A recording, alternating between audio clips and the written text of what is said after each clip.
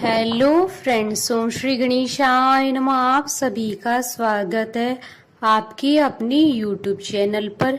Friends, आज हम आपको इस वीडियो में बताने जा रहे हैं गंगा दशहरा की व्रत कथा, जिसको सुनने मात्र से तीनों लोकों से प्राप्त होगी धन संपत्ति और वैभव, और हर कष्ट दूर करेंगे ब्रह्मा विष्णु और महेश, और गंगा स्नान का पुण्य। फ्रेंड्स, वीडियो शुरू करने से पहले आपसे रिक्वेस्ट है, अगर आप हमारे चैनल पर नए हैं और आपने अभी तक चैनल को सब्सक्राइब नहीं किया है तो प्लीज सब्सक्राइब कीजिएगा चैनल को, साथ ही प्रेस कीजिएगा बेल आइकन को, जिससे नए वीडियो से रिलेटेड नोटिफिकेशन आपको तुरंत प्राप्त हो सके। और वीडियो पसंद आने पर वीडियो को लाइक और शेयर जरूर कीजिएगा, ताकि सभी भक्तों को इस वीडियो का लाभ प्राप्त हो सके। और कमेंट बॉक्स में जय गंगा मैया जरूर लिखिएगा।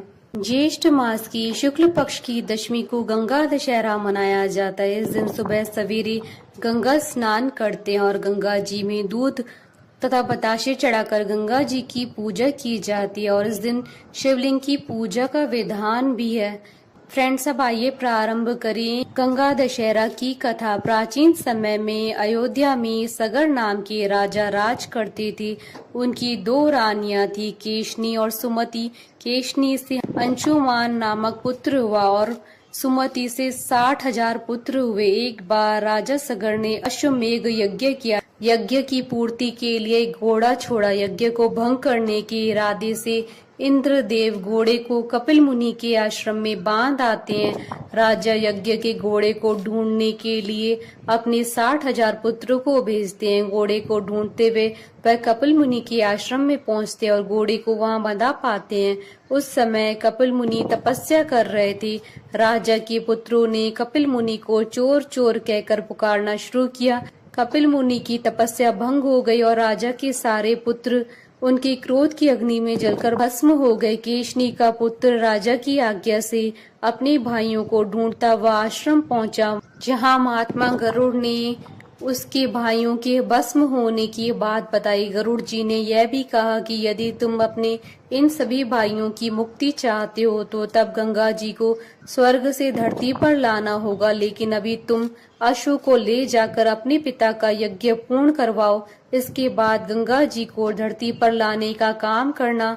अंशुमान यज्ञ मंडप में घोड़े को ले जाता है और राजा सगर से सारी बात कहता है। और महाराज सगर की मृत्यु के बाद अंशुमान गंगा जी को पृथ्वी पर लाने के लिए तप करते हैं, लेकिन वह सफल नहीं होते। उनकी मृत्यु के पश्चात उनका पुत्र दिलीप भी गंगा जी को लाने के लिए तपस्या करता है, लेकिन उसे भी सफलता नहीं मिलती। अंत में दिलीप के पुत्र भागीरथ गंगा जी को पृथ्वी पर लाने के लिए गोकर्ण तीर्थ में जाकर गंगा जी को प्रसन्न करने के लिए कठोर तप करते हैं। तपस्या करते करते जब कई वर्ष बीत जाते हैं, तब ब्रह्मा जी प्रसन्न होते हैं और गंगा जी को पृथ्वी पर ले जाने का वरदान देते हैं। अब समस्या यह थी कि ब्रह्मा जी के कमंडल से निकलने के बाद गंगा जी के वेग को कौन संभालेगा। ब्रह्मा जी कहते हैं कि भूलोक पर भगवान शंकर के अतिरिक्त कोई नहीं है जो गंगा जी के वेग को संभाल सके। भागीरथ जी ने पैर के एक अंगूठे पर खड़े होकर भगवान शंकर की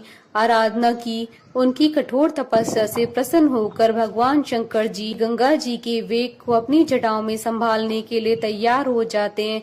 गंगा जी जब देवलोक से पृथ्वी की ओर बढ़ती है, तब उनकी धारा को भगवान शंकर अपनी जटाओं में समेट लेते हैं और कई वर्षों तक गंगा जी को शिव की जटाओं से बाहर आने का मार्ग नहीं मिल पाता है। भागीरथ जी दोबारा शिव जी से विनती व आग्रह करते हैं, तब वह गंगा जी को मुक्त करने के लिए तैयार हो जाते हैं। इस तरह से शिव जी की जटाओं से छूटकर गंगा जी हिमालय की घाटियों में कलकल करती हुई मैदानी इलाकों की ओर बढ़ती है। जिस रास्ते से गंगा जी जा रही थी, उसी राह में ऋषि जहू का आश्रम था। तपस्या में विघ्न होता देख वे गंगा जी को पी जाते हैं। भागीरथ जी के प्रार्थना करने पर ऋषि अपनी जांग से गंगा जी को बाहर निकालते हैं। तभी से गंगा जी को जहू पुत्री अथवा जानवी भी कहा जाता है। इस प्रकार से अनेक स्थलों को पार करती हुई जानवी ने कपिल मुनि के आश्रम पहुंचकर सगर राजा के 60,000 पुत्रों के भस्म अवशेषों को तार कर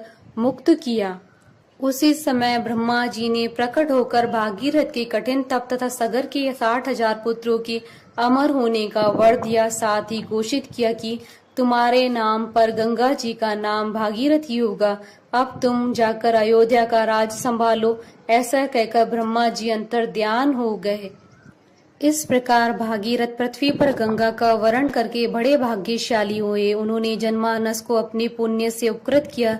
युगों युगों तक बहने वाली गंगा की धारा महाराज भागीरथ के कष्टमयी साधना की गाथा कहती है। गंगा प्राणी मात्र को जीवन दान ही नहीं देती, बल्कि वह उन्हें मृत्यु के उपरांत मुक्ति भी देती है। इसी कारण भारत में ही नहीं बल्कि विदेशों में भी गंगा जी की महिमा कही जाती है। बोलिए गंगा माता की जय। हमारे साथ इस वीडियो में अंत तक बने रहने के लिए आपका धन्यवाद। ओम श्री गणेशाय नमः।